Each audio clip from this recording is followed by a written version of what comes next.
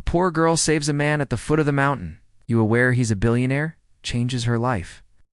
The wind howled through the valley, carrying with it the sharp bite of winter snowflakes swirled like tiny daggers in the air, cutting into Emily Dawson's exposed cheeks as she trudged through the thick snow, her boots sinking deep with every step. The sky above was a heavy gray, the kind that warned of an impending blizzard. She pulled her tattered coat tighter around her, cursing the cold that seemed to seep into her very bones. Emily had ventured further from her cabin, than usual, desperate to gather enough firewood before nightfall. The forest at the base of the mountain was eerily silent, except for the occasional groan of the wind pushing against the towering pine. She adjusted, the axe slung across her back, her breath forming small clouds in the freezing air. Then she heard it, a faint sound barely audible over the wind. A low guttural moan. She stopped in her tracks, her pulse quickening at first she thought she had imagined it, but then it came again, a weak pain-laced groan.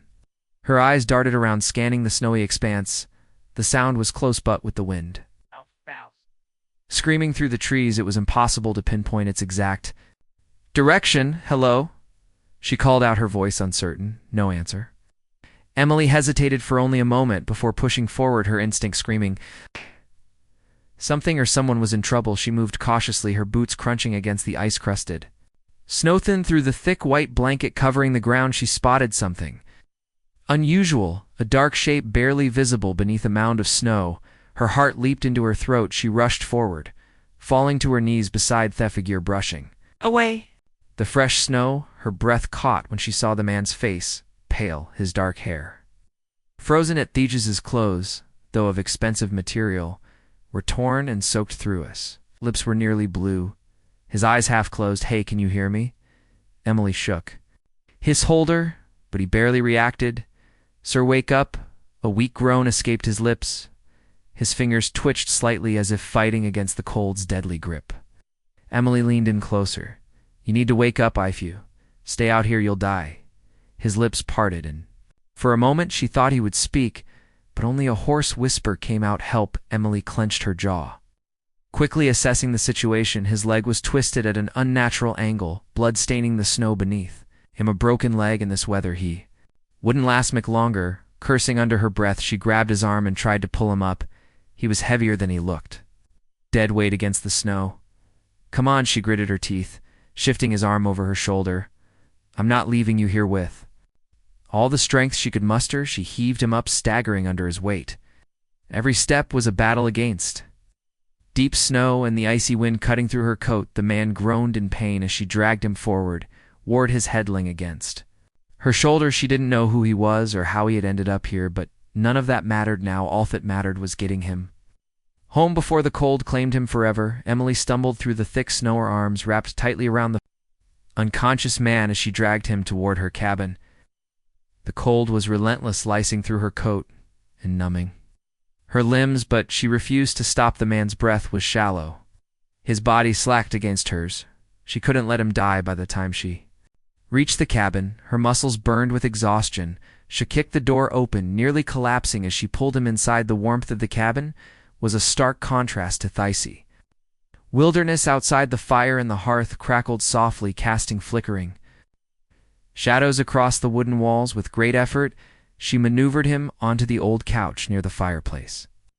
His body was ice cold, his fingers stiff with frostbite. She quickly grabbed a pile of blankets, wrapping them around him before kneeling beside him. Toe examined his injuries. His face was gaunt, his features sharp. Even in unconsciousness, his expensive coat, washed in the fabric, stiff with frozen blood. Her eyes landed on his leg, a deep gash ran along his shin, the wound looking angry and raw against his pale skin. Emily cursed under her breath. If it got infected, he wouldn't survive. She worked quickly, her hands steady, despite the urgency. She cleaned the wound with warm water, wincing at the sight of the deep cut. He stirred slightly, a faint groan escaping his lips, but he didn't wake. After wrapping his leg tightly with fresh bandages, she let out a slow breath. Now all she could do was wait. Our spast Emily sat in the old wooden chair across from the couch, watching the man with wary eyes. His breathing had ground steadier, his face no longer ghostly pale. The firelight light cast soft shadows over his features, highlighting the rough stubble on his jaw. The strong lines of his face, he didn't look like a local hoe as he, and what the hell had he been doing in the middle of nowhere? Just as her mind swirled with questions, our vows broke the silence. Where am I? Emily shot up. Moving closer, the man's lids fluttered open, revealing stormy gray eyes that darted around the room in confusion. You're in my cabin, she said, keeping her voice firm but calm. I found you half dead in the snow, he groaned, hissing, moving to his temple as if trying to piece together his thoughts. I don't remember. Emily narrowed her eyes. What's your name? He hesitated, blinking against the fur light. Then, after a long pause, he rasped, Richard. Richard. Caldwell. Something about the name stirred a distant familiarity in her, but she couldn't quite place it. You were in bad shape when I found you, she said, crossing her arms. Your leg was messed up, and yeah, you had no supplies, no proper gear. What happened to you, Richard?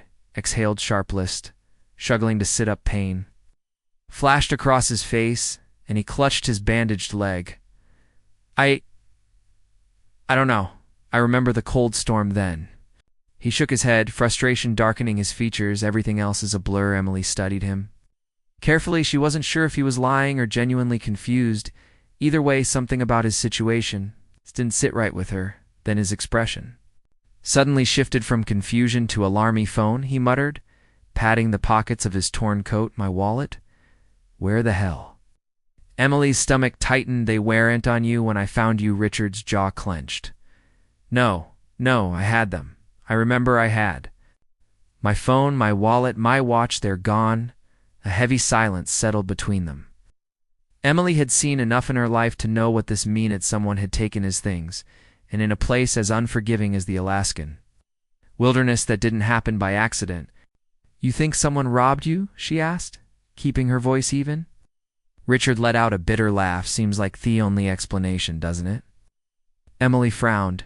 If someone had left him out there to die, that meant whoever did this had wanted him gone, but why? She glanced at the fire, the flames flickering as if mirroring her thoughts. Richard Caldwell, a man with expensive clothes, a sharp look in his eyes, and no memory of how he ended up half frozen on the mountain. Something about him didn't add up, and yet despite the why curling in her stomach, she couldn't turn him away, not yet. The morning light filtered through the frosted window panes, casting a pale glow over the small wooden cabin. The fire in the hearth had burned low, leaving only embers crackling softly in the quiet. Emily moved about the cabin with practiced efficiency, layering more wood into the stove and setting a kettle over the flames. The air smelled of fine and the faint scent of smoked meat, a humble but familiar aroma in this house behind her. The sound of rustling blankets made her turn. Richard was stirring, his movements slow and stiff, wincing as he adjusted his injured leg. His face still bore the pale exhaustion of someone recovering from near death, but his sharp gray eyes flicked toward her, more alert than the night before. You're awake, she said, setting down the eaten cup she had been holding. He gave a small nod, running a hand over his face, if trying to wipe away the remnants of whatever nightmare had followed him into sleep. Yeah, I guess I owe you a thank you for not leaving me out there, Emily scoffed, pouring hot water into the tin cup and walking over to him. You'd be frozen solid if I had. She handed him the cup. Drink, it'll help warm you up. Richard took it hesitantly, eyeing the steaming liquid. What is it? Pine needle tea, she smirked at his doubtful expression. You don't have much choice, city boy. It's either that or freeze at the word city boy. Richard gave her a bemused look, but said nothing. He lifted the cup to his lips, grimacing slightly at the bitter taste, but he drank it nonetheless. Just then the door creaked open, and an elderly woman stepped inside, wrapped in thick furs. Her sharp blue eyes immediately locked onto Richard with a calculating gaze. So this is the stranger you dragged in from the snow, she said, her voice lined with both curiosity and skepticism. Emily straightened. Grandma, this is Richard. Richard, this is Martha Dawson.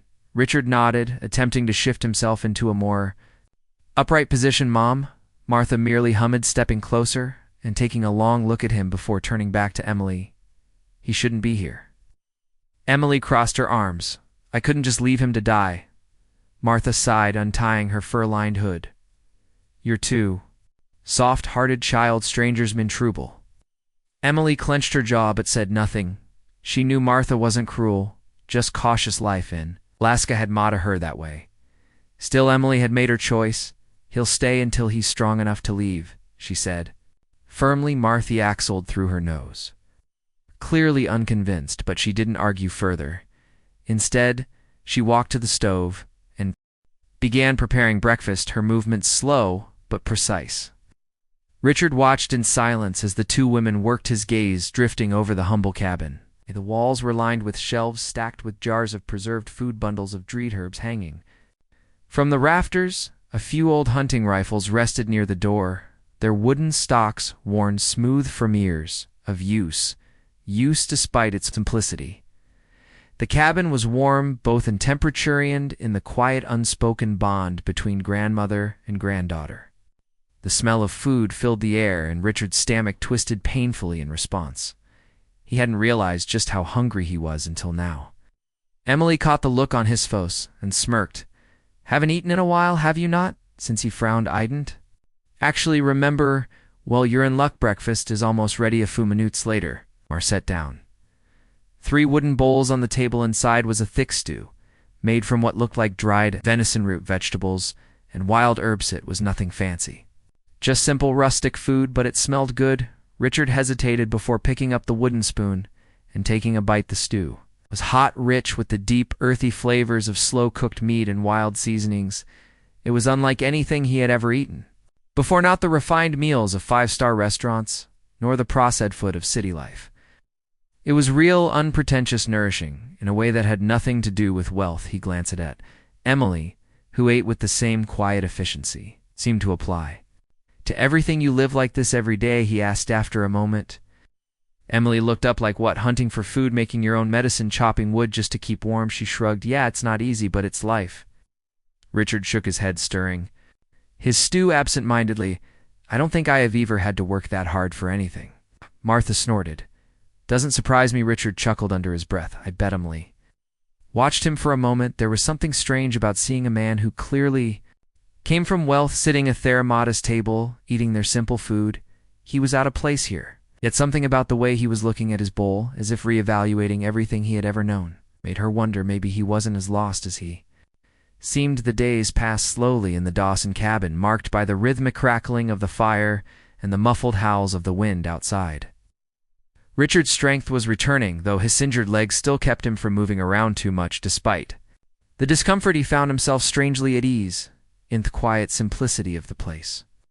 Emily was always busy chopping wood, checking traps, preparing food, and tending to her grandmother. She never once complained, never hesitated to get her hands dirty. Richard had never met anyone like her. Before one evening, as the fire flickered warmly in the hearth, Richard sat up on the couch, stretching his sore limbs. Emily was at the small wooden table, carefully sewing. The tear in her coat room smelled of pine and smoke, as he was beginning to associate with safety. "I need to tell you something, Hest," finally breaking the silence. Emily didn't look up. "You're not secretly a murderer, are you?" Richard let out a small chuckle. "No, but I am rich." That made her glance up, one eyebrow raised. He exhaled, running a hand through his dark hair. "My full name is Richard Caldwell. I own a company called Caldwell Enterprises. We specialize in real estate and private investments. I have offices in New York, London, and Tokyo." Emily blinked. "Okay." Richard waited for more, a reaction, shock, curiosity, something, but just shrugged and went back to sewing. "That's it?" he asked. Incredulous didn't even bother looking at him this time. "What do you want me to say?" "Well, I don't know," Richard said, gesturing vaguely. "Most people would be a little more surprised." Emily tied off the thread and bit it between her teeth before finally meeting his gaze. "It doesn't change anything." Richard stared at her, genuinely baffled. "You're telling me you didn't care at all?" She sighed and leaned back in her chair. "Look, Richard, maybe in your world money means everything, but here it won't light a fire, it won't feed you. So it sure as hell won't save you when you're half dead in a snowstorm." Richard opened his mouth, but she wasn't finished. "Out there, you might be some big shot millionaire," she said, gesturing vaguely toward the world beyond the cabin walls. "But here you're just a guy who got lost in the snow." The words hit him harder than he expected. His entire life, people had treated him differently because of his wealth. His employees, his so-called friends, even the women he dated. He was used to a world where money dictated power hour, where his name, Lona, commanded respect. But Emily Emily didn't give a damn for the first time in his life. Richard felt something unfamiliar humility. He leaned back against the couch, staring at the fire. His thoughts stangled. Emily, unfazed, stood and stretched. I'm going to bed. Try not to overthink it too much, city boy. Richard watched her disappear into the small adjoining room. Leaving him alone with his thoughts for the first time, he wondered if maybe, just maybe, he had been living his entire life wrong. The morning air was crisp and biting. Thick with the scent of pine and fresh snow, Richard stepped out of the cabin, leaning against wooden railing as he took in the endless expanse of wilderness before him. The towering mountains stood against the pale blue sky, their peaks dusted in white, untouched by time. It was a sight unlike anything he had ever seen in New York. A world that belonged not to men in suits, but to the earth itself. Emily emerged from the side of the cabin, an old axe slung over her shoulder. She glanced at him, then at the firewood pile near the door. If you're going to stand there all day, at least make yourself useful, she said, tossing him a pair of gloves. Richard barely caught them before they hit his chest. Chopping wood, really? Emily smirked. Unless you'd rather freeze tonight, Richard sighed, pulling on the gloves. He had spent his life making billion dual deals, managing entire companies. He had never chopped a single piece of firewood, but as he followed Emily to the clearing behind the cabin, he realized something strange. For the first time, he wanted to try it first. Richard. It was terrible. The axe was heavier than he expected, and every time he swung it down, the logs barely split. Emily watched, arms crossed, barely holding back a grin. You don't have to hit it like it insulted your stock portfolio, she teased. Richard groaned, wiping sweat from his brow. Maybe you should just do it, no pesh, said, stepping closer. Here, adjust your grip, stand like this. She positioned his hands over the wooden handle, guiding him to shift his stance. Her fingers were calloused but warm, steadying his movements. Richard found himself momentarily distracted by the nearness of her, the way the sunlight caught strands of her wind-soiled hair. Now try again, she said. He swallowed hard and focused. This time, when he swung the axe, the log split cleanly in two. Emily grinned. There you go, Richard stared at the broken pieces, something like satisfaction stirring in his chest. It was a small victory, but a victory nonetheless. Maybe there was something to this whole working with your hands thing after all. Days passed, and Richard began to adapt. He helped Emily with small tasks, fetching water from the frozen stream, patching up the old wooden roof of the cabin, even setting simple snorzy in the forest. His suit and tie had been replaced with thick woolen clothes borrowed from Emily's grandfather's old trunk. His hands, once used only for signing contracts, were now rough from labor, and for some reason he didn't hate to eat. One evening, as they sat around the fire, where Emily handed him a bow. You're going to teach me how to hunt now, Richard asked, raising an eyebrow. Emily smirked. You want to eat, don't you, Richard sighed, shaking his head. Fine, but if I die doing this, you're telling my board of directors it was your fault. Emily just laughed. The next morning, the two of them moved carefully through the woods, the air crisp with the fresh pine. Richard tried to step as lightly as Emily. Booch was like a ghost. Silent, deliberate. He, on the other hand, snapped every twig in his path. They tracked a rabbit for nearly an hour, and when the moment came, Emily nudged him. All right, city boy, take your shot. Richard hesitated, gripping the boring. The rabbit twitched, its ear sensing danger. You hesitate, you lose, Emily whispered. Richard exhaled, slow yawn, released the arrow. It missed by a mile. Emily winced. Okay, that was painful to watch. Richard groaned, rubbing his forehead. Maybe I should stick to real estate, she laughed. Come on, we'll try again later. That afternoon, as they made their way back toward the cabin, something shifted in the air. The birds stopped chirping. The wind stilled. Emily froze. Richard frowned. What is it? A deep guttural growl rumbled through the trees. Richard's blood turned to ice, slowly headed his head just in time to see the massive grizzly bear emerge from the underbrush. The bear's dark eyes locked onto them, its muscles tensing. It was close to close, and it was huge. Richard's breath caught in his throat. He had never felt fear like this before. Emily reacted first, slowly moved back. She whispered. Richard did as she said, his heartbeat hammering in his chest. But Thebier huffed, stepping forward, its massive paws crunching the snow. Then sudden liturge. Richard barely had time to react before Emily grabbed his arm and shoved him behind a tree in one fluid motion. She raised her rifle and fired. A warning shot into the air, the deafening crack of the bullet shattered. The silence, the beer skidded to a stop, its ears flattening. It hesitated for a moment and let out a final huff before turning and lumbering back into the woods. Richard's hands were shaking as he pressed himself against the tree, struggling to breathe. Emily lowered her gun, exhaling Slothit. Richard panted, was the single most terrifying thing I have ever experienced. Emily smirked, slinging the rifle over her shoulder. Welcome to Alaska. Richard let out a breathless laugh, still trying to steady his nerves, but something had changed. Emily had risked her life for him without hesitation, without thinking twice, and Richard knew deep down that no one had ever done that for him. Before and not as business partners, not the women he had dated, not even the people he called friends, but Emily, this girl who barely knew him, who had no reason to care, had saved his life, and in that moment, Richard Caldwell, billionaire CEO, realized something. For the first time, all the money in the world meant nothing compared to this. The crackling fire was the only sound filling the cabin as Richard sat at the wooden table, staring at his hands outside. The wind howled against the walls, rattling the shutters, but he barely noticed his mind was elsewhere, piecing together fragmented memories, trying to make sense of what had happened to him. Emily sat across from him, sipping her tea, watching him with quiet curiosity. "You look like a man who's just figured something out, chef-finally," said Richard, exhaled sharply, rubbing his temples. I think I know why I was out there, why I nearly died." Emily set her cup down. "Go on." He let out a slow breath, trying to put the pieces together. "Before I woke up in the snow, I was in Alaska for a business meeting. My company, Caldwell Enterprises, was negotiating the deal to acquire a mining operation, a gold mine to be exact." Emily's brow furrowed. "A gold mine?" Richard nodded. "Its own of the last untouched reserves in the region, billions of dollars in untapped resources. My company had been negotiating the purchase for months." Emily's expression darkened. "And let me guess, the deal wasn't exactly clean."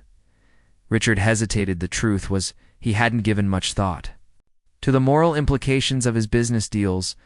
Before he had people for that, but now sitting in this cabin, seeing the world through Emily's eyes, things felt different. The negotiations were intense. He admitted, "Not everyone wanted me to get control of the mine. There were other investors, competitors, people who stood to gain if I disappeared." Emily leaned forward. "You think someone tried to get rid of you?" Richard clenched his jaw. "Not just someone. I think it was my own assistant." The realization hit him like a punch to the gut. Jonathan Reed, his right-hand man, the person who handled his schedule, his travel, his security, the person he trusted most in his business, and the last person he had seen before waking up in the snow. The memory returned. In flashes, the private meeting in a luxury lodge near Fairbanks. Jonathan, standing by the fireplace reviewing final documents. "Everything is it," Jonathan had said, pouring Richard a drink. "By this time tomorrow, the mine will be yours." Richard had taken the glass, nodding. "Good, I don't want any surprises." Jonathan had smiled. "Of course, can always trust me." Then darkness, a sharp pain in his skull. The bitter taste stuffed something in his drink, and then cold ice, the blinding white of the snow. Richard gritted his teeth, his hands curling into fists. "He must have drugged me, left me out there, knowing I wouldn't serve. By the time they declared me missing, the deal would have already been signed without me." Emily's expression hardened. "So he tried to kill you for money?" Richard let out a bitter laugh. "That's the world I come from." Emily shook her head, disgusted flashing in her green eyes. "Unbelievable. And to think you actually trusted this guy." Richard exhaled slowly. "Yeah, I did." He ran a hand through his hair, his jaw tightening. "I can't let him get away with this." Emily studied him for a long moment. "So what you going to do?" Richard looked up, his gray eyes dark with determination. "He have to go back." A silence fell between them. Emily leaned back in her chair, crossing her arms. "Right, of course, go back to your world of power and money." Richard frowned. "I don't have a choice. If I don't stop him, he'll take everything I've built. He'll win." Emily's lips pressed into a thin line. "And what happens after that? You fix your business, put the bad guy in jail, and go back to our fancy penthouse in New York." Richard hesitated. He hadn't thought that far ahead. All he knew was that he couldn't let this betrayal stand. But now, looking at Emily, at this life he had come to respect in ways he never expected, a strange unease settled in his chest. Emily let out a breath, shaking her head. "Look, I get it. You have unfinished business. But just don't forget what you learned here, Richard. met her gaze, and for the first time he realized he didn't want to leave, not really. He reached across the table, his fingers brushing against hers. "I will come back." Emily looked at him, searching his face for any sign of a lie. Then she nodded, just on say better. And for the first time in his life, Richard Caldwell knew he had something worth coming back for. The day Richard left, the sky was a dull gray, thick clouds rolling over the mountains like a heavy curtain. The air was colder than usual, or maybe it only felt that way to Emily as she stood outside the cabin, watching him prepare to leave. He was dressed in borrowed winter gear, bundled against the elements, but something about him already looked different, like he didn't quite belong here anymore. His injured leg had healed enough for him to travel, though he still moved with a slight limp. The sled dogs, restless and eager, barked in anticipation of the journey ahead. Emily crossed her arms, keeping her expression neutral. "You sure you're ready for this city?" "Boy," Richard smirked, though there was something sad in his eyes. "I don't think I have a choice." She exhaled, her breath forming a small cloud in the freezing air. "I guess not." Martha, standing a few feet away, gave Richard a hard look. "Careful out there." "Boy, the world ain't as forgiving as this place." Richard nodded. "I know." He turned back to Emily, hesitating. There were a million things he wanted to say, but none of them felt right. Instead, he reached into his coat pocket and pulled out something small. Pressing it into her hand, it was a silver compass worn with age. Emily frowned. "What's this?" "My grandfather's," Richard said. "He used to say it would always point him home." Emily looked up, meeting his gaze, "and we's home for you." Richard hesitated, then softly he said, "I didn't know yet." Emily swallowed hard, curling her fingers around the compass. "You better figure it out." A long silence stretched between them. Then finally, Richard took a step back and climbed onto the sled with a sharp command to the dogs. They lurched forward, kicking up a flurry of snow. Emily stood there, unmoving, watching as he disappeared into the white horizon. And for the first time since she was a child, she felt something strange, something that scared her more than any storm. She missed him. The weeks passed slowly. Emily threw herself into work. Hunting, chopping wood, fixing what needed fixing, she told herself. She didn't care that Richard hadn't sent word, but every morning she found herself glancing toward the trail he had left on, and every night she found herself staring at the small silver compass, turning it over in her fingers, as if it held some kind of answer.